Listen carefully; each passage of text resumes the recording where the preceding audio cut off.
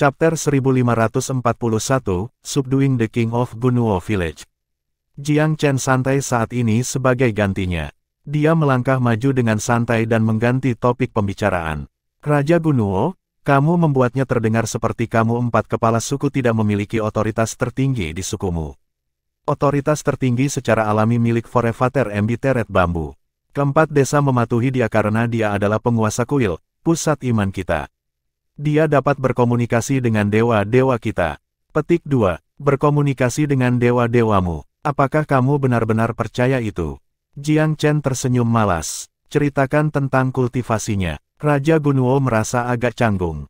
Aku tidak tahu persis, tetapi budidayanya di atas kami empat kepala suku. Beberapa orang bahkan curiga dia adalah kerajaan Empire tingkat ke-6. Petik 2. Oh, tuan muda itu mengangkat alisnya. Tuan seperti itu akan menjadi keberadaan yang harus diperhitungkan. Bahkan di pesawat surga, kekuatan ini akan menghasilkan status yang layak. Sekali pada tingkat empirean yang lebih besar, seorang lelaki dengan kelahiran biasa dapat dianugerahkan gelar yang mulia, meskipun yang lebih rendah. Apakah nenek moyang sekuat ini? Terkejut, Jiang Chen bertanya lagi, lalu mengapa dia belum datang? Aku mendengar dia sibuk dengan pembangkit tenaga manusia yang pergi ke domain kami untuk menimbulkan masalah. Pria itu bahkan mengancam keselamatan kuil, sehingga leluhur tidak mampu menganggapnya enteng. Kuil adalah tempat suci kita yang paling suci. Seluruh kekayaan suku kami akan menderita jika terjadi sesuatu padanya. Petik 2. Jiang Chen mencoba mengatur pikirannya. Forefather Embiteret Bambu, pembangkit tenaga manusia, matanya berbinar. Memikirkan seorang ahli terpencil manusia akhirnya akan memikul tanggung jawab mereka. Aku bertanya-tanya siapa itu. Petik 2. Itu sangat tak terduga. Dia berhenti mengandalkan empirean manusia sejak bertemu Xuanxing. Namun, salah satu dari mereka pergi ke wilayah Savage untuk menunda Forefather Bambu dan melumpuhkan pawai pasukan Savage. Orang-orang di Velurium telah membahayakan banyak tebakan, namun sepertinya mereka jauh dari sasaran. Melihat Raja Savage layu di mana dia berbaring, Jiang Chen bertanya dengan senyum mudah, apakah kamu pikir sukumu benar-benar cukup kuat untuk menaklukkan kita? Pria yang lebih tua menutup matanya, suaranya berat. Pemenangnya adalah raja, apalagi yang bisa dikatakan. Jika bukan karena tanah tandus kami dan kurangnya sumber daya, kamu manusia tidak akan memiliki apa-apa pada kami.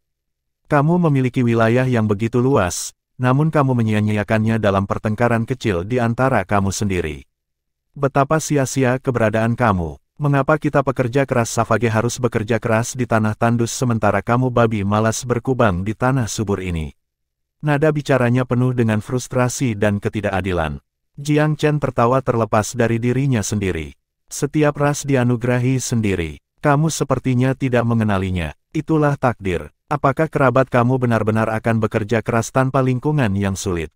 Dengan kehidupan yang lebih mudah, apakah kamu yakin pejuang kamu tidak akan menjadi pencari kesenangan yang malas? Petik 2. Itu adalah kebenaran yang jujur. Siapa yang rela menjalani kehidupan pertapa? Sifat Savage telah dibentuk oleh batas-batas lingkungan mereka. Raja menghela nafas dengan lembut. Tidak penting. Beri aku kematian bersih. Aku hanya berharap kamu akan menepati janji kamu dan menyelamatkan anak aku. Petik 2. Apakah manusia atau Savage, seorang putra selalu menjadi objek kekhawatiran konstan? Jiang Chen tersenyum. Aku bukan tipe yang haus darah dan hanya punya sedikit untung dengan membunuhmu. Aku benar-benar bisa mengampuni kamu. Apakah kamu ingin mendengarkan penawaran aku? Petik 2. Naluri kelangsungan hidupnya bergerak, mata raja terbuka lebar. Apa itu? Minta kesetiaan desamu untukku. Aku tidak hanya akan mengampuni kamu, aku bahkan akan menjadikan kamu penguasa tertinggi suku kamu dan membantu ras kamu berkembang. Dia menggambar visi masa depan yang sempurna untuk dilihat oleh pria yang lebih tua. Keraguan ditulis besar di wajah yang terakhir. Usulan itu tentu saja menggoda. Suku Savage memiliki sedikit keraguan tentang menyerang atau menyerah kepada manusia. Integritas atau kehormatan tidak tinggi dalam daftar prioritas mereka. Mereka adalah jenis pragmatis yang selalu mengikuti laba. Dalam hal ini, survival. Setelah beberapa saat perenungan, Raja Gunuo memandang Jiang Chen dengan mata yang tajam dan tajam. Tuan muda, hanya ada satu pertanyaan. Bagaimana dengan leluhur? Bagaimana kamu akan mengatasi keberadaan yang begitu kuat? Petik 2. Menjadi penguasa suku. Selama nenek moyang itu hidup, pembicaraan seperti itu adalah lelucon sederhana. Seorang Empyrean Master tingkat ke-6 adalah masalah pelik. Jiang Chen tidak menjawab secara langsung. Sebagai gantinya, dia membalas pertanyaan lain dengan senyum halus di bibirnya. Bukankah itu masalahmu untuk dipecahkan? Raja Gunuo berkedip. Maksud kamu apa? Aku hanya menawarkanmu kesempatan untuk hidup. Apakah kamu akan mengandalkan aku untuk semuanya? Bahkan jika aku mencari boneka, aku lebih suka memiliki boneka, bukankah begitu? Jiang Chen menjawab dengan malas. Karena raja ingin hidup dan mencapai ambisinya, dia harus mencari solusi sendiri. Bahkan jika tidak, setidaknya dia harus terlihat proaktif. Jika tidak, Jiang Chen mungkin akan membunuhnya saat itu juga. Raja Gunuo akhirnya ingat ini bukan negosiasi antara yang sederajat, tetapi pilihan antara hidup dan mati. Dia menjadi tenggelam dalam pikirannya. Bagaimana cara menghadapi leluhur? Masalahnya adalah hal yang sangat tabu yang bahkan tidak berani ia renungkan sebelumnya. Tapi pilihan lain yang dia miliki sekarang. Setiap orang untuk dirinya sendiri, itulah aturan dunia bela diri Dao. Dia serius mempertimbangkan rencana yang mungkin, sebelum akhirnya menghela nafas. Tuan muda, tidak mungkin untuk memadamkannya dengan kekuatan. Menurut pemahaman aku tentang Velurium, kamu juga tidak memiliki kekuatan untuk melakukannya. Tapi aku mungkin mencoba metode yang kamu gunakan terhadap aku. Petik 2. Dia datang untuk mengagumi keterampilan pemuda itu setelah tanpa sadar jatuh ke dalam perangkapnya. Itu juga ideku juga. Tetapi kamu perlu secara pribadi bertindak sebagai umpan. Jiang Chen tersenyum. Siasat telah efektif terhadap Raja Gunuo. Trik yang sama mungkin tidak berlaku untuk nenek moyang, tetapi segala sesuatunya menjadi berbeda dengan raja sebagai agen ganda. Musuh dalam adalah jenis yang paling beracun. Melihat kekosongan di bawah lututnya, raja mengeluh, bagaimana aku bisa kembali dalam bentuk ini? Jika aku bisa menusuk lututmu, aku juga bisa menyembuhkanmu. Kamu hanya memutuskan apakah kamu masuk atau tidak, Jiang Chen menjawab tanpa peduli. Raja Gunuo menggertakkan giginya. Aku orang mati kalau tidak, tapi aku mungkin punya kesempatan kalau aku mati. Apakah itu benar-benar pilihan? Petik 2. Dia membuat keputusan. Aku akan melakukannya. Jiang Chen bertepuk tangan sambil tertawa, lalu melirik prajurit di belakang raja. Bagaimana dengan desamu? Bisakah kamu menjamin mereka akan mengikuti kamu? Petik 2. Raja menjawab, harap tenang. Setiap orang yang aku bawa dapat dipercaya. Aku pribadi telah memelihara semua prajurit ini. Petik 2. Sangat baik, mari kita dengar sumpahmu kalau begitu. Petik 2. Menyadari kebuntuannya, raja mengepalkan giginya. Aku, Raja Gunuo, dengan ini bersumpah penyerahanku kepada Tuan Muda Jiang Chen. Aku akan setia sepenuh hati. Aku akan melakukan apapun yang dia suruh aku lakukan. Semoga guntur surgawi memukulku mati jika aku berbohong. Petik 2. Dan putramu. Jiang Chen mengalihkan pandangannya ke Gu Tianxing.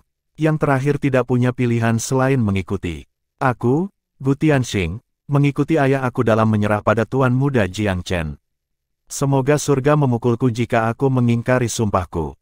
Petik 2. Jiang Chen menjadi galak. Raja Gunuo, bukan karena aku tidak percaya padamu, tetapi masing-masing dari kalian harus bersumpah, atau aku tidak akan membiarkan mereka hidup. Jangan khawatir, ini yang bisa aku janjikan padamu. Tuan muda, bisakah kamu menyembuhkan aku sekarang? Sebagai seorang pria yang peduli dengan penampilannya, ia tidak ingin pergi tanpa kaki. Ada banyak obat ajaib di dunia, tetapi Jiang Chen tidak pantas membiarkannya tergantung, jadi dia segera memulai pengobatan. Dia memiliki banyak obat mujarab yang dapat mengembalikan kedagingan dan vitalitas manusia. Luka raja secara alami tidak terkecuali. Setelah beberapa saat, kaki pria itu hampir sembuh. Ini penawarnya, sesuaikan diri kamu. Jiang Chen menyerahkannya kepada Raja Gunuo, melepaskan para ahli yang terakhir dari formasi 9 labirin pada saat yang sama. Raja menerima kekalahan telak ini dengan sepenuh hati. Tuan muda, bukan karena aku ingin tawar-menawar, tapi aku harap kamu bisa memberi aku sumber daya yang cukup. Aku berjanji akan setia sampai mati setelah aku duduk di atas tahta sukuku. Petik 2. Kekurangan sumber daya adalah alasan sifat suka berperang Savages. Penjarahan adalah satu-satunya cara mereka bertahan hidup. Jangan khawatir tentang itu. Dari mereka yang benar-benar setia kepada aku aku tidak pernah memperlakukan salah satu dari mereka secara tidak adil. Jiang Chen berjanji dengan lambaian tangan, membuat wajah pria yang lebih tua itu turun dengan gembira. Setelah mendetoksifikasi semua orang, Raja Gunuo mengumumkan kepada prajuritnya, "Tuan-tuan, semua orang menyaksikan peristiwa hari ini.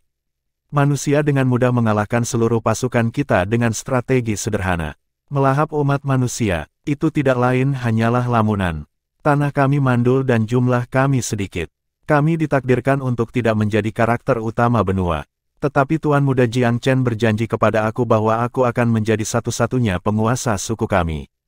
Begitu aku datang ke otoritas tertinggi ini, kamu, sahabat setia aku, juga akan mendapat bagian kamu. Coba pikirkan, apakah kamu rela mati sia-sia, atau akankah kamu mengikuti aku dalam perjalanan mulia yang lain?" Petik 2. Pidatonya membangkitkan para pejuangnya. Mereka sudah siap untuk mati baginya untuk memulai, maka mereka segera menyatakan, "Kami bersumpah untuk mengikuti kepala suku kemanapun dia pergi." Chapter 1542, Accomplishing All with One Operation. Matanya setajam elang, Raja Gunuo menyapu kesadarannya melalui para prajuritnya sementara Jiang Chen mengerahkan mata dewa dan mata emas jahat. Dengan tuan muda yang tajam dan wawasan yang tajam, ia bisa melihat dengan jelas sebagai hari yang tulus melalui, dan yang memiliki pikiran kedua. Kebanyakan prajurit sangat loyal kepada Raja Gunuo, siap untuk mengikutinya tanpa banyak kedipan atau pikiran. Tetapi ada kilau yang mencurigakan di mata beberapa orang. Tidak peduli seberapa pingsan, itu tidak luput dari Jiang Chen. Kesadarannya segera mengunci orang-orang ini. "Karena kamu mengikutiku, kamu harus bersumpah," Raja Gunuo berkomentar dengan samar. "Apakah kita berhasil atau gagal, hidup kamu dan keluarga kamu akan dipertaruhkan. Setiap orang perlu bertanggung jawab atas tindakan mereka sendiri." Petik 2. Benar, kita harus bersumpah. Bagaimana jika beberapa bajingan mengkhianati kepala suku itu? Mereka bekerja sama dengan rela, masing-masing menyumpah-sumpah secara bergantian. Raja Gunuo memandang Jiang Chen, "Tuan muda, apakah itu memuaskan kamu?" Pria muda itu menanggapi dengan transmisi mental. "Mereka yang di sana curiga. Mereka akan menikam kita dari belakang." Petik 2. Hati Raja Gunuo tenggelam. Ini adalah hal-hal yang tidak terlalu dia yakini.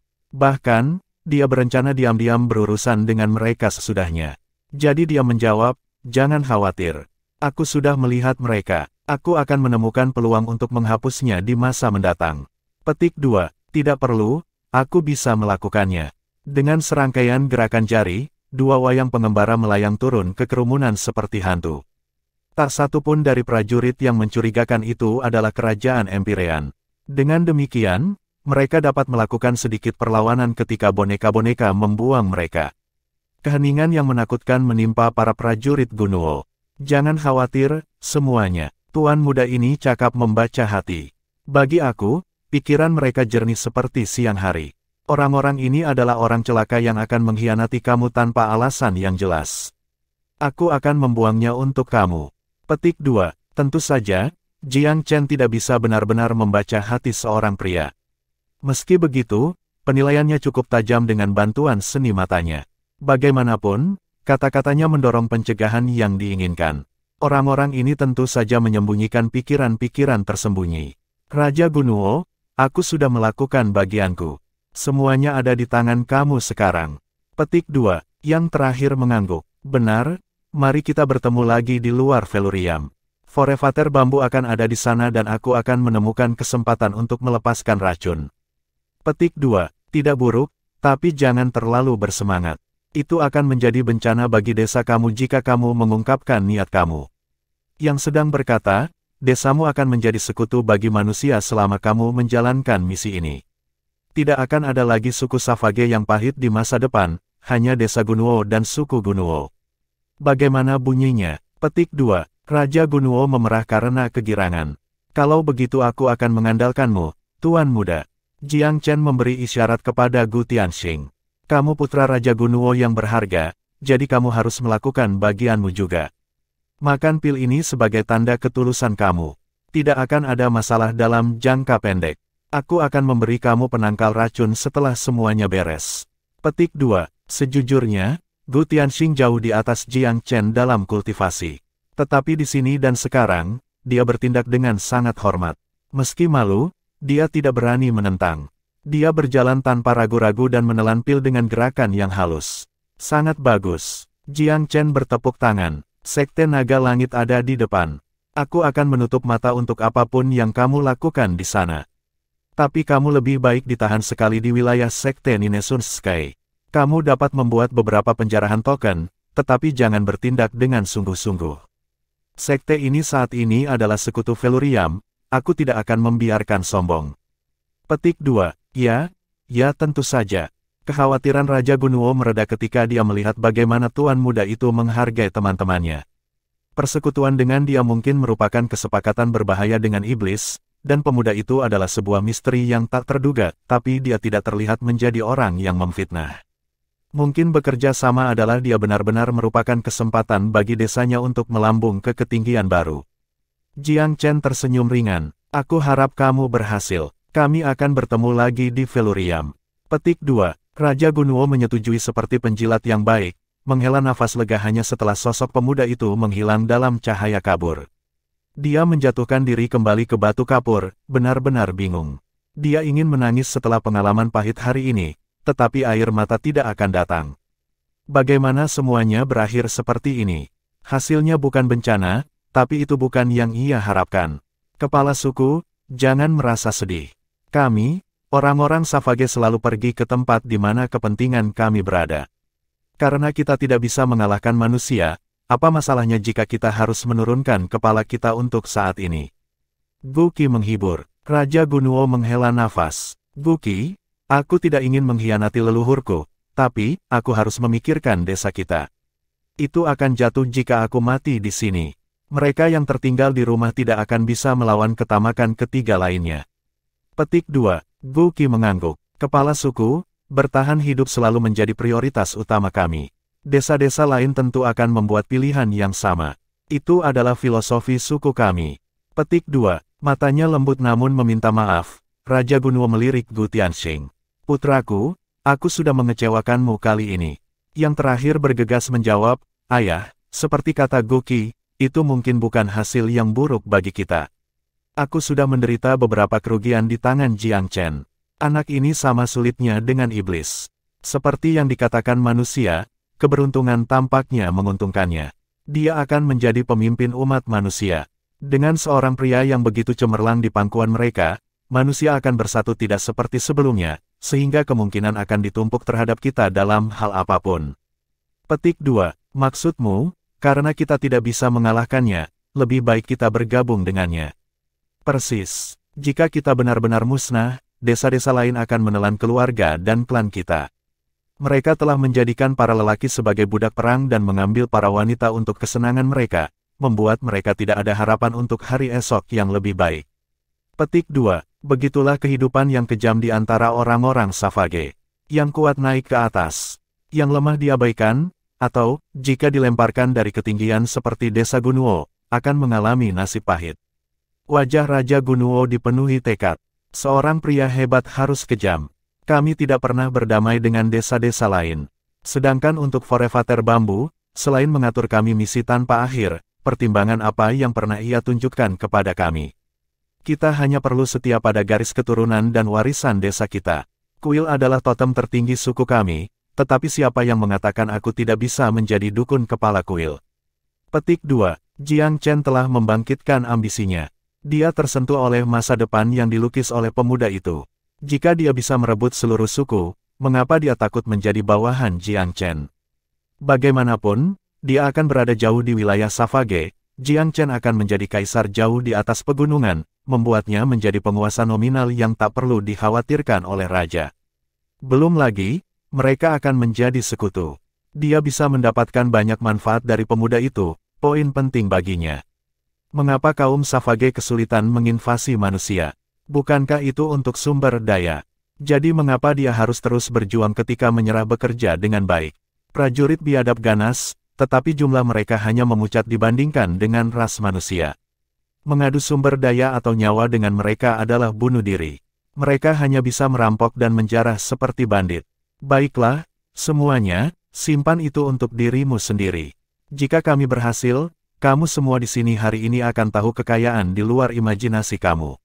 Sekte Naga Langit ada di depan kita, jadi mari kita rampas kenyang kita. Tatapannya yang tajam mendarat di tanah sekte. Sekte telah memilih untuk menentang Jiang Chen, sehingga Tuan Muda tidak akan pernah melindungi mereka. Mata air dan yang lainnya tercengang oleh kembalinya Tuan Muda itu. Kenapa dia kembali begitu cepat? Tuan Muda, apakah rencananya berhasil? Mata air tidak bisa menolak bertanya. Jiang Chen tersenyum misterius. Lebih dari itu, kita mungkin bisa menyelesaikan masalah Savage dalam sekali tegukan. Petik 2. Oh, para kaisar agung saling memandang dalam kebingungan. Jiang Chen jarang menyembunyikan kebenaran dari orang yang dia percayai, jadi dia dengan kasar menjelaskan situasinya. Mata air mendesah dengan pujian. Strategi Tuan Muda tidak ada habisnya. Menjadi musuhmu benar-benar langkah bodoh. Petik 2. Fearless tertawa. Aku harap Raja Gunuo akan cukup pintar untuk tidak ditemukan oleh sesuatu Forefather itu. Jiang Chen tidak punya kendali atas hasil khusus itu, dia tidak bisa disalahkan bahkan jika terjadi kegagalan. Pihaknya sendiri cukup kuat untuk menghadapi pasukan Savage dalam hal apapun. Setelah menyerahkan pengejaran manusia kepada para ahli yang tinggal di belakang dan menyelesaikan sisa urusan suku, Forefather Embittered Bambu membawa binatang suci bersamanya ke wilayah manusia. Pada hari ini, ia tiba di Sekte Dewa Bulan dan bertemu dengan garnisun yang ditempatkan di sana. Apa? Keempat desa besar itu pergi beberapa hari yang lalu. Dia mengerutkan kening. Mengapa mereka bertindak sendiri tanpa perintahnya? Kemarahan membengkak di dadanya. Nenek moyang, kepala suku meninggalkan kami untuk melaporkan bahwa mereka pergi untuk mengelilingi Feluriam sebelumnya, tetapi tidak akan bertarung tanpa kehadiran kamu yang terhormat untuk mengarahkan mereka. Kata-kata itu agak meredakan kemarahan leluhur lelaki itu. Huff, sekelompok yang kurang ajar. Karena dia tidak bisa menunda lebih jauh, dia bergegas menuju Feluriam dengan binatang suci. Chapter 1543, Plants and Changes in Plants. Bepergian dengan kecepatan penuh, Forefather Bambu akhirnya menyusul ke Green Plume Village ketika yang terakhir berbaris menuju Pilvire. Kedatangannya menyebabkan kebingungan, tetapi itu tidak memancing ketidaksenangan. Sebaliknya, ia bertanya kepada Raja Green Plume, apakah kamu berhubungan dengan desa-desa lain? Raja Green Plume menggelengkan kepalanya dengan gugup. Kami sepakat untuk tetap berhubungan pada awalnya, tetapi semua orang pergi dengan caranya sendiri dan kami belum benar-benar mendengar kabar dari mereka sejak itu.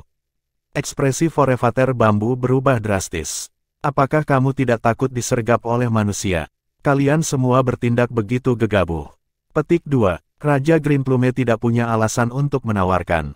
Meskipun nenek moyang itu mengendalikan emosinya, ketidaksenangannya jelas terlihat. Lupakan saja, aku tidak menyalahkanmu. Kedatangan aku yang tertunda telah melemparkan kunci pas dalam rencana pertempuran kami. Sayang sekali, nenek moyang itu menghela nafas. Aku harap semua orang akan mencapai Feluriam tanpa hambatan. Dia tidak percaya diri seperti dia terdengar. Alih-alih dengan tergesa-gesa mencari 3 kekuatan lainnya, ia memilih untuk bepergian dengan Green Plume Village. Setelah Pilvire kalah, Wellspring tetap tinggal di belakang untuk menangani akibatnya dan menangani berbagai faksi besar di utara. Dia sudah memerintahkan laki-laki untuk mengambil semua kekayaan yang ditimbun, mengirimkan sebagian besar ke Feluriam. Karena itu, penjarahan Savage hanya menghasilkan hasil yang tipis, membuat penjajah kecewa. Tentara kemudian mengikuti jalan ke selatan, akhirnya mendekati wilayah Feluriam pada hari ini ketika Raja Green Plume tiba-tiba menerima kabar dari Raja Yuan Qiang. Pesan itu membuatnya pucat. Nenek moyang, Desa Gunuo dan Flowerbach telah tiba di lokasi pertemuan kami di dekat perbatasan Feluriam, tetapi mereka berdebat dan mungkin akan berakhir dengan pertempuran. Apa? Nenek moyang kita terangkat. Kedua desa akan saling bertarung. Dia menahan emosinya sejak awal. Membunuh mereka sendiri pada saat yang sangat penting. Beraninya mereka, itu bunuh diri belaka. Kami berbaris. Cepat, perintahnya, wajahnya gelap. Atas desakan leluhur, tentara mengambil langkah. Mereka tidak terlalu jauh dari titik pertemuan, sehingga mereka segera mencapai tujuan mereka.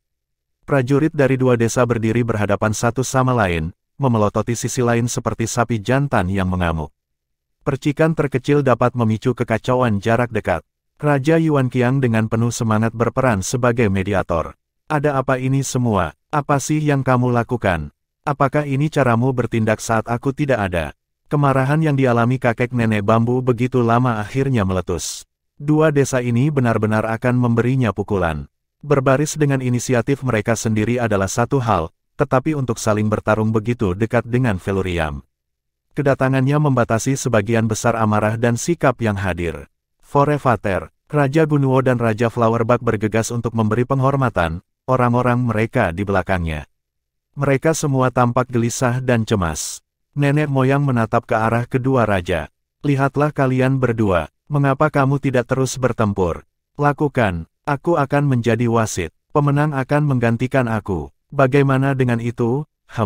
Kamu, Chieftain Flowerbug, aku mendengar rencana untuk berpisah berasal dari kamu. Kamu sesuatu, bukan kamu. Sekarang kamu membuat rencana dan keputusan di tempat aku.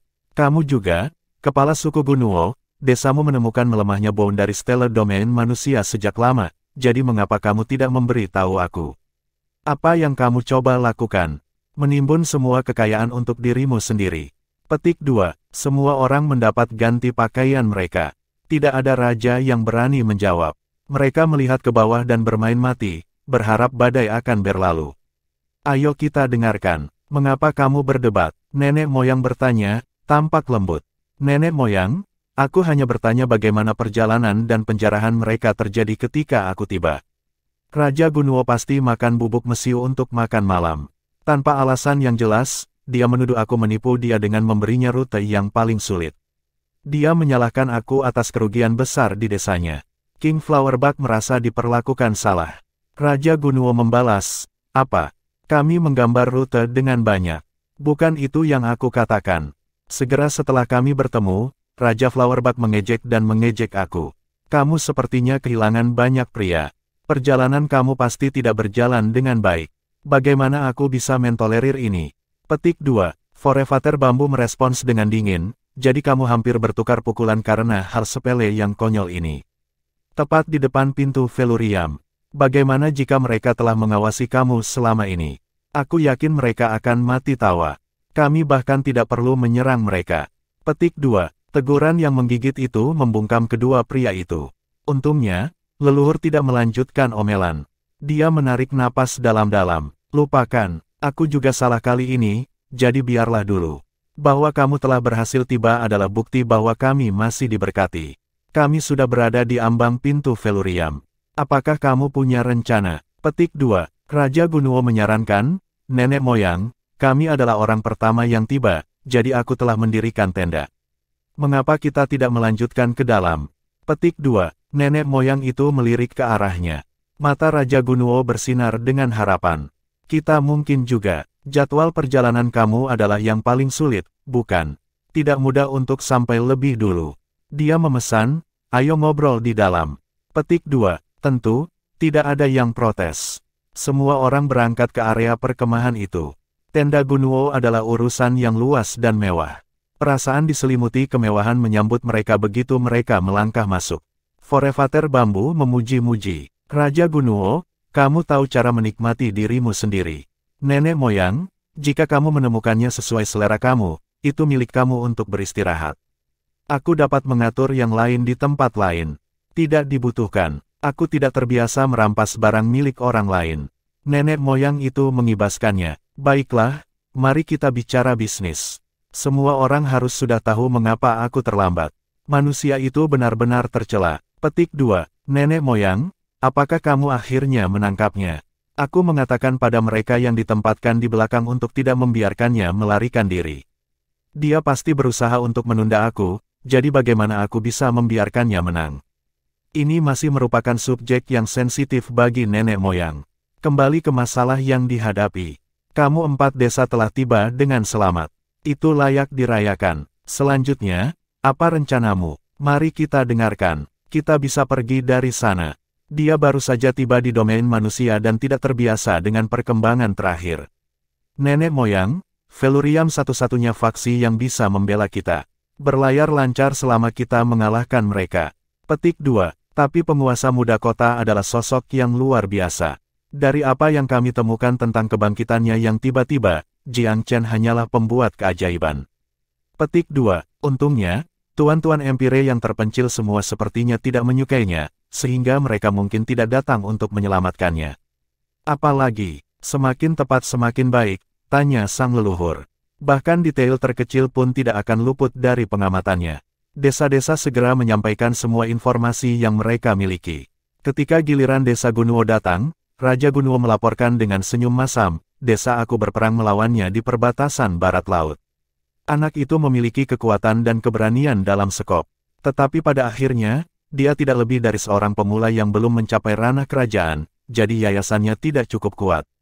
Petik 2. Nenek moyang itu mengangguk. Benar, seorang pria muda yang naik terlalu cepat akan menjadi objek kecemburuan. Yayasan yang mantap, lebih mudah diucapkan daripada dilakukan. Tidakkah kamu menyebutkan hubungannya yang buruk dengan para ahli manusia yang terpencil? Apa artinya itu bagi kita?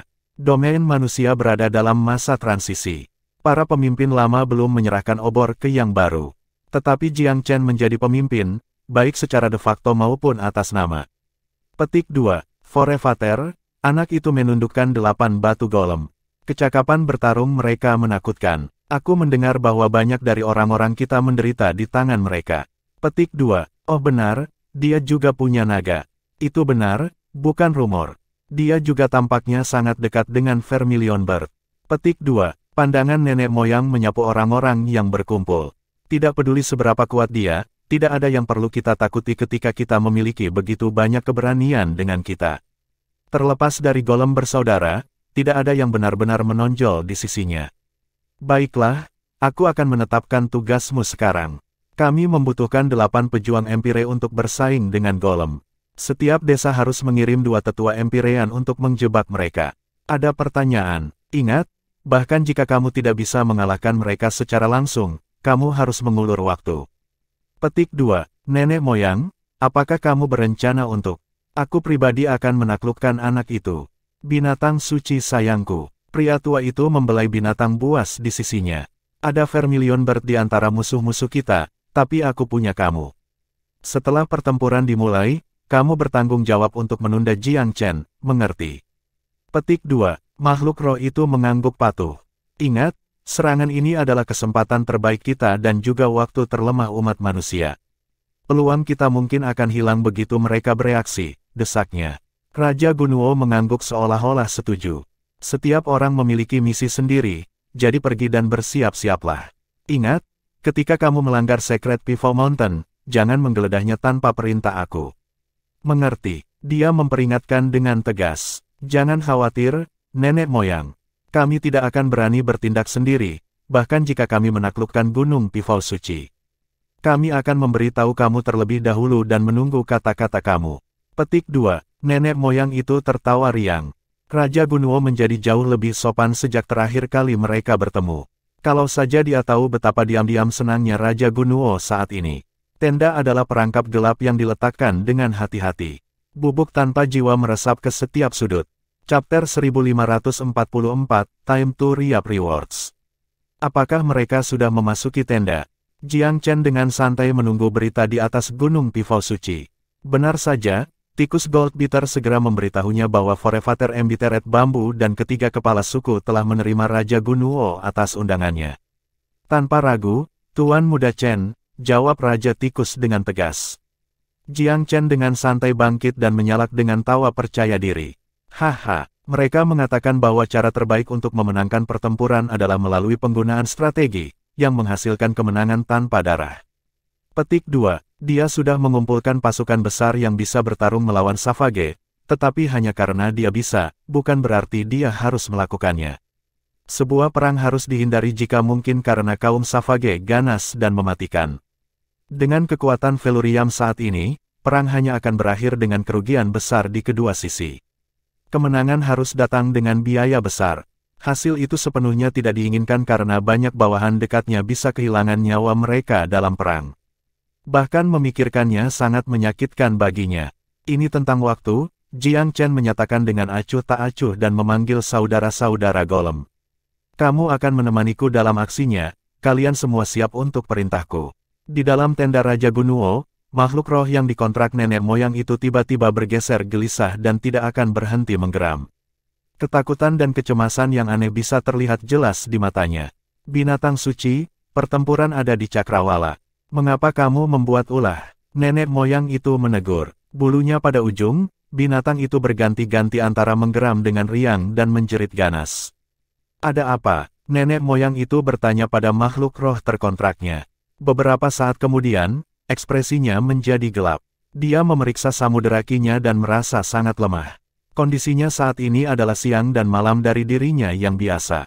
Apa yang terjadi? Nenek moyang selesai terkejut. Dia tiba-tiba mengangkat kedua tangannya tinggi-tinggi untuk memotong tenda, seolah-olah telapak tangannya adalah dua bilah.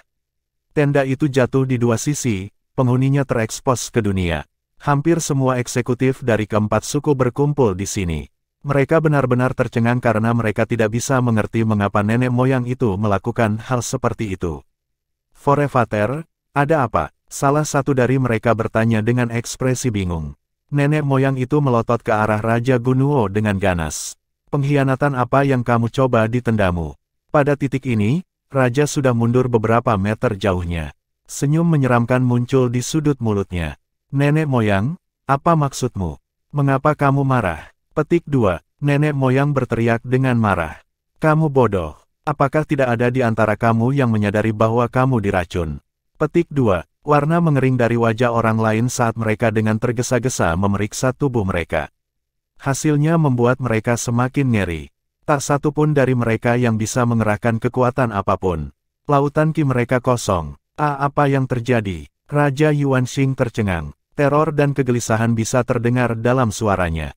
Jelas, pergantian peristiwa yang tiba-tiba telah membuatnya sangat tertekan.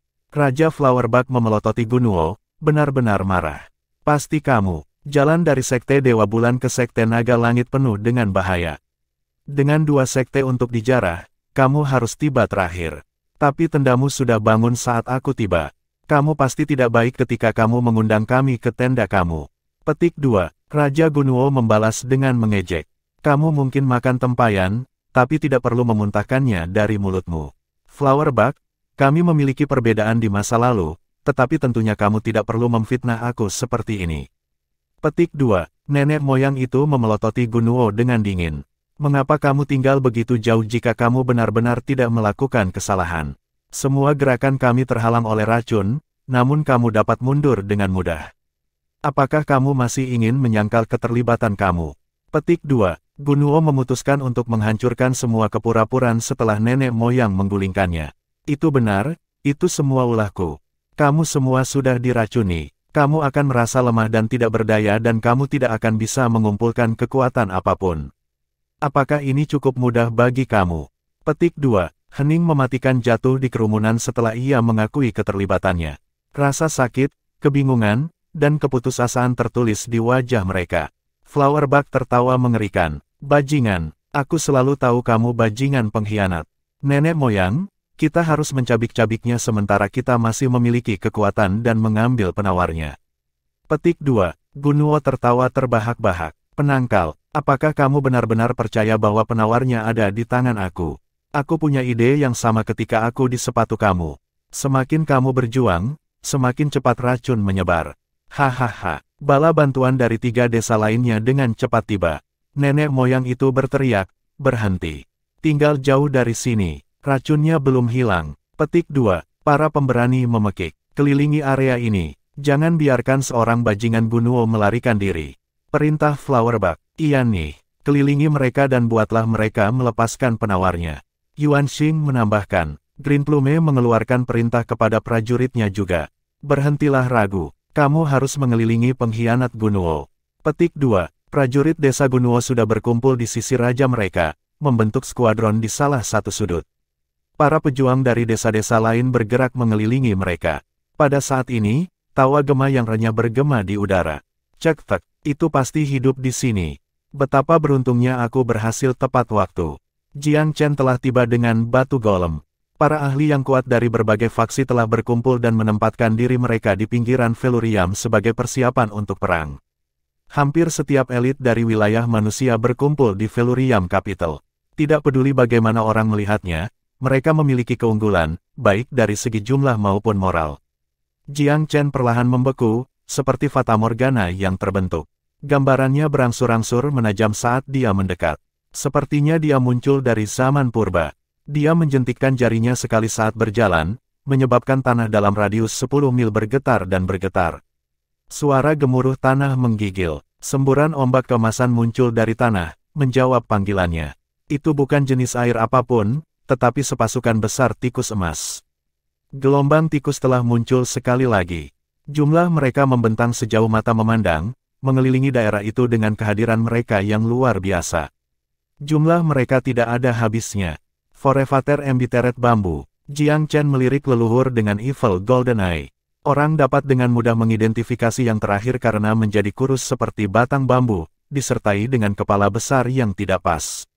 Nenek moyang menatap tajam pada Jiang Chen. Kamu adalah Raja Muda Velurium, Jiang Chen. Frustasi mengisi hatinya ketika dia menilai pemuda itu. Seorang pria muda berjingkrak di depannya, namun tidak ada yang bisa dilakukannya. Bagi seorang empati tingkat 6, penghinaan itu lebih buruk daripada kematian. Itu benar, Jiang Chen tersenyum dengan acuh tak acuh. Orang-orang liar yang marah, mengapa kamu mengingini tanah kami padahal jelas wilayahmu lebih dari cukup untuk memenuhi kebutuhanmu? Apakah kamu benar-benar percaya bahwa ras manusia berada di bawah penjajah kecil dan tidak penting seperti kamu? Petik 2. Sungguh kurang ajar, beraninya kamu berbicara omong kosong seperti itu. Kamu manusia tercela tidak punya hak untuk mengatakan bahwa suku kami kecil dan tidak penting. Orang-orang Savage yang marah itu sangat bangga dengan identitas mereka. Mereka selalu secara naif percaya bahwa mereka lebih unggul daripada manusia. Keyakinan ini meresap jauh ke dalam tulang mereka. Jiang Chen tidak dalam mood untuk pertengkaran. Dia menyeringai lembut, teriak saja yang kamu mau. Nasib kamu sudah diatur di atas batu. Kamu dapat mengejek dan menertawakan keinginan hati kamu. Hanya itu yang bisa kamu lakukan sekarang. Petik 2. Dia mengejek orang-orang Savage dengan berani. Nenek moyang beringsut mendekat ke Jiang Chen, serangan mematikan disimpan di toko. Dia belum menyerah dengan harapan serangan balik. Sial baginya, Jiang Chen telah melihat niatnya. Tuan muda tersenyum lembut. Bambu pahit, kamu bisa menghemat usaha. Semakin kamu bergerak, semakin cepat kamu mati. Karena aku sudah muncul di hadapan kamu, aku dapat menjamin bahwa aku memiliki cara untuk berurusan dengan kamu. Faktanya, bahkan jika kamu belum diracuni, kecil kemungkinan kamu akan dapat menyakiti aku dengan cara apapun. Petik 2. Itulah keyakinan Jiang Chen. Kemarahan nenek moyang hilang setelah Jiang Chen memukul kepala. Dia menghela nafas putus asa. Aku telah berlari merajalela di seluruh dunia sepanjang hidup aku, tetapi untuk berpikir bahwa seorang pemuda manusia akan menyebabkan aku kehilangan makan. Oh, ironinya. Petik 2. Nada nenek moyang diwarnai dengan keputusasaan. Semuanya di luar kendalinya. Jiang Chen tidak lengah hanya karena ini. Yang dia lakukan hanyalah tersenyum dingin pada lawannya. Pemenang memerintah atas yang kalah. Aku tidak punya apa-apa lagi untuk dikatakan. Nenek moyang itu secara mengejutkan terus terang. Sebutkan persyaratanmu. Apa yang harus kami lakukan agar kamu membiarkan prajurit kami yang tidak bersalah pergi? Petik 2. Tidak bersalah. Jiang Chen tertawa terbahak-bahak. Apakah mereka tidak membunuh atau menjarah? Bagaimana mereka tidak bersalah? Petik 2. Bambu pahit, jangan anggap aku bodoh. Saat ini, kamu tidak dalam posisi untuk berbicara, mengerti? Dia memperingatkan dengan sungguh-sungguh. Bapak nenek moyang itu adalah sosok yang terkemuka. Dia terbakar dengan amarah impoten setelah ceramah manusia. Tetapi ketika dia menyusun kekuatannya untuk menyerang, dia menyadari bahwa dia tidak yakin dia bisa mencapai targetnya. Chapter 1545, Be My Servant. Forevater bambu secara paksa menekan emosinya. Kamu memiliki kami di dalam tas. Apa yang kamu inginkan, Jiang Chen? Bicaralah dengan jelas. Petik 2. Aku bisa menunjukkan belas kasihan, dengan beberapa syarat. Tentu saja, Jiang Chen mengeluarkan kata-katanya perlahan. Kondisi apa? Nyatakan. Sinar harapan melintas di hati leluhur. Yang pertama sangat mudah. Kamu akan menjadi pelayan aku, Forevater bambu. Petik 2. Seperti sambaran petir, kata-kata Jiang Chen menabrak mereka yang mendengarnya. Apakah kamu gila? Kata nenek moyang itu. Senyum Jiang Chen hanya tumbuh lebih lebar. Jadi, kamu lebih baik mati. Baiklah, itulah akhir dari diskusi kita. Aku belum merencanakan untuk diplomasi sejak awal, wajahnya menjadi gelap setelah menjatuhkan ini. Nenek moyang ingin melakukan tawar-menawar dengan Jiang Chen, tetapi kurangnya penerimaan dan perilaku pelawan manusia mengungkapkan seseorang yang lebih berpengalaman daripada nenek moyang itu. Tunggu, hati Savage itu tenggelam ketika dia melihat Jiang Chen sekali lagi mengeluarkan bau naga sucinya. Pria muda itu tampak siap menyerang kapan saja. Jiang Chen mencibir, aku tidak melihat alasan untuk menunda persidangan. Kamu harus lebih menyadari status kamu sebagai pecundang dari konflik. Apakah kamu berpikir berlengah-lengah di sini akan mengubah hasilnya? Petik 2. Apakah tidak ada lagi ruang untuk diskusi? Forevator Bambu terdengar sedih. Yakin, aku akan membuat pengecualian dan memberitahu kamu sesuatu yang ekstra. Jika kamu mengikuti aku, kamu mungkin berharap untuk menerobos ke dunia Empyrean besar dalam hidup kamu. Jika tidak, kamu akan selesai di Mid Empyrean paling banyak. Nada bicaranya genap, tetapi isi kata-katanya mengguncang leluhur sampai ke intinya. Kamu bisa melakukannya. Jiang Chen tersenyum tipis. Kamu bisa memilih untuk percaya atau tidak, tapi kamu juga tidak punya pilihan lain. Forevator Bambu menghela nafas panjang. Aku akan bertanya yang lain. Tidak dibutuhkan. Aku tidak tertarik pada 3 suku lainnya. Aku akan membiarkan Raja Gunuo menentukan nasib mereka. Jika Raja ingin mereka hidup, mereka bisa hidup. Kalau tidak, mereka akan mati ketika dia berkata begitu. Petik 2. Mata Raja Gunuo berbinar ketika dia mendengar ini. Jiang Chen memberinya banyak wajah. Pilihannya sangat berharga. Raja telah khawatir tentang kemungkinan pemuda itu mengingkari, tetapi itu tampaknya tidak lagi menjadi masalah. 3 pemimpin desa lainnya mewarnai satu persatu. Forevator Bambu, kata mereka, kita pasti akan mati di tangan Raja Gunuo. Nenek moyang memandang Jiang Chen dengan sedih. Haruskah ini seperti ini? Aku berjanji kepada Raja Gunuo bahwa aku akan menempatkannya pada posisi kepemimpinan. Aku menepati janjiku, jadi kamu harus naik banding ke Raja Gunuo. Petik 2. Raja Flowerbug tiba-tiba melangkah maju, wajahnya memucat saat dia membungkuk dalam-dalam pada Raja Gunuo. Raja Gunuo, aku bodoh sebelumnya karena berdebat denganmu. Tolong, izinkan kami untuk hidup dan kami akan memastikan posisi kamu sebagai penguasa. Kuil leluhur akan menjadi milikmu. Petik 2. Ada permusuhan antara Flowerbug dan Gunuo dari sebelumnya. Raja Gunuo mencibir. Aku bisa membiarkan yang lain hidup, tetapi kamu terlalu cerdik dan licik, Raja Flowerbug. Aku tidak bisa menahan kamu. Petik 2. Dengan ini, dia membanting telapak tangannya ke dada Raja Flowerbug. Karena ia diracuni, Flowerbug hanya memiliki 1/10 dari kultivasinya yang tersisa. Dia bukan tandingan bagi Raja Gunuo yang sehat. Telapak tangan memukulnya tepat di tempat ia mendarat. Retak, Raja Flowerbug terbang mundur seperti layang-layang yang rusak. Raja Gunuo melangkah maju dan menginjak kakinya di wajah rekannya yang jatuh. Jika kamu tidak menyarankan agar kami membagi pasukan kami, semua ini tidak akan terjadi. Kamu berpura-pura pandai, tapi pada akhirnya kamu tidak lebih dari orang bodoh.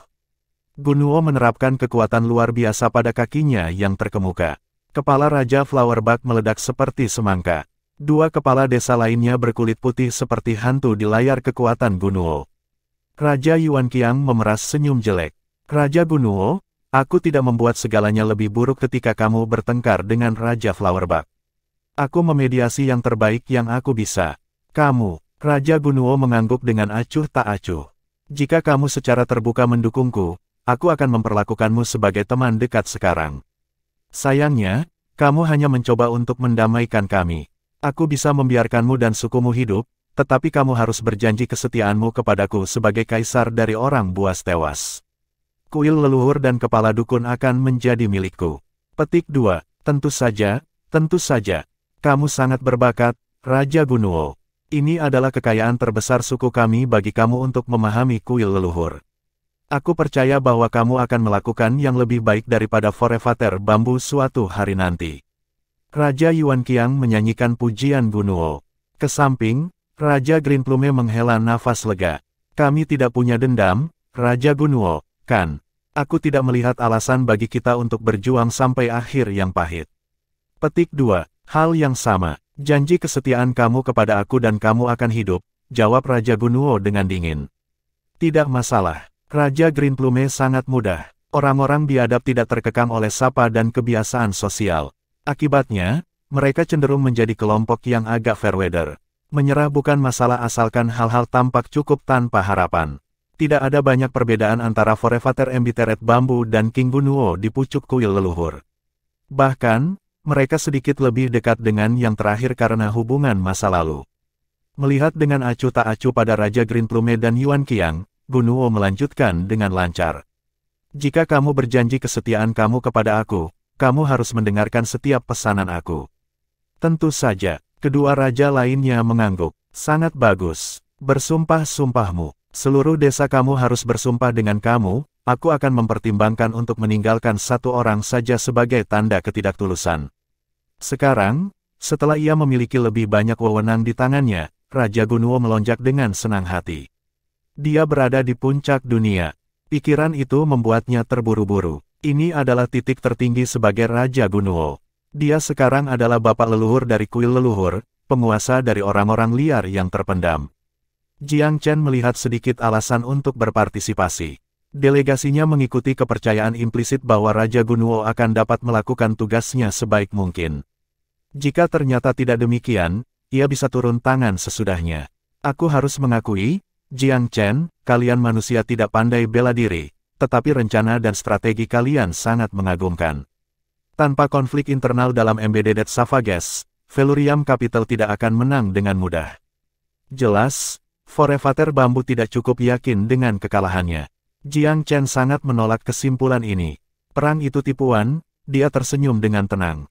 Para Savage yang dipendam sudah ada selama bertahun-tahun yang tak terhitung sejak zaman kuno. Kenapa kamu belum belajar sebanyak itu? Petik 2. Nenek moyang hanya bisa menghela napas dalam menanggapi. Logikanya sederhana, pemenang memiliki hak istimewa menulis sejarah. Bambu pahit, kamu harus menerima merekku di atas kesadaranmu sebagai pelayan. Hanya dengan begitu aku dapat memastikan kepatuhan kamu yang berkelanjutan. Jiang Chen memotong untuk mengejar. Nenek moyang tidak punya pilihan lain. Dia tahu bahwa menerima kata merek berarti bahwa Jiang Chen akan memiliki kekuatan untuk memutuskan hidup dan mati dalam rentang pemikiran. Jika Tuan Muda ingin memusnahkannya, gerakan kecil kesadaran akan menghancurkannya sepenuhnya. Dalam dunia bela diri Dao, merek-merek ini sangat populer dalam penggunaannya untuk mengendalikan orang lain. Kesadaran yang kuat memasuki pikiran Forefather Bamboo. Merek itu sangat pribadi, seperti paku besar yang menonjol. Nenek moyang menggigil, dia merasakan keinginan kuat akan berakar pada dirinya sendiri. Kesadaran yang sangat kuat, dia bisa merasakan betapa luasnya milik Jiang Chen melalui mata rantai di lautan kesadarannya. Sebenarnya cukup mengejutkan, Jiang Chen hanya setengah langkah kaisar besar, tetapi samudera kesadarannya seperti lautan tak terbatas, bergelombang dengan potensi yang belum dimanfaatkan. Forefather Bamboo pasrah dengan nasibnya. Pembatasan terhadapnya ini berarti bahwa dia tidak punya jalan lain untuk membalikkan meja. Itu meragukan bahwa kesadaran Jiang Chen akan kehilangan pikiran yang tidak sopan atau berbahaya, terlepas dari seberapa cepat mereka. Binatang suci, kamu juga terseret ke dalam ini. Forefather Bamboo membelai makhluk roh dengan penuh kasih. Aku menemukannya sebagai anak berburu, dia memperkenalkan. Aku tidak berharap itu tumbuh dengan baik. Tuan Muda Jiang Chen, akankah kamu membiarkannya ikut dengan aku? Petik 2. Merasa bebas. Jiang Chen tidak terlalu khawatir. Nenek moyang itu sendiri telah dikalahkan, tidak banyak yang perlu dikhawatirkan dengan makhluk roh tunggal. Di sisi lain, tampaknya Raja Gunuo hampir menyelesaikan upaya organisasinya. Tuan Muda, semuanya hampir selesai. Selain sedikit dari desa Flowerback, yang lain semuanya bersumpah setia penuh kepada aku. Raja Gunuo sangat bersemangat, meskipun tidak terlalu banyak, mengingat bahwa Jiang Chen telah menjadi alasan mendasar untuk banyak keberhasilannya. Kamu memiliki mata yang bagus untuk gambar yang lebih besar, Jiang Chen tersenyum. Baik bagimu untuk memimpin orang-orang Savage yang dipalsukan. Adalah bijaksana untuk membantu kamu dalam posisi kepemimpinan kamu. Petik 2. Kalian semua, Tuan Muda, jawab Raja Gunuo dengan rendah hati. Dan kekuatan bubuk angin dan awan yang jiwa juga, tentu saja. Baik, aku serahkan sisanya pada kamu. Kamu memiliki waktu setengah bulan untuk membuat setiap Savage hidup dari domain manusia. Apapun yang tersisa akan ditaruh di pedang. Petik 2. Ya, aku jamin itu. 2 minggu lebih dari cukup. Ingatlah untuk bekerja keras. Kamu akan dibayar sesuai dengan upaya kamu, yakinlah. Jiang Chen tidak akan secara terbuka menyatakan hubungan rahasia mereka. Sebaliknya, ia menusuk Raja Gunuo dengan sindiran dan hadiah. Forevater Bambu melirik Raja dari samping. Aku lupa mengucapkan selamat padamu, Raja Gunuo, katanya tanpa emosi. Raja Gunuo agak malu. Bambu pahit, katanya, kamu seharusnya tidak merasa dirugikan dengan kesimpulan ini. Apa yang kamu lakukan sebagai pemimpin kuil leluhur? Selain mengeluarkan perintah tiran, apalagi yang kamu lakukan untuk orang-orang kamu? Jika kamu hanya sedikit lebih bijaksana, apakah kamu pikir aku akan berada di sini hari ini? Petik 2.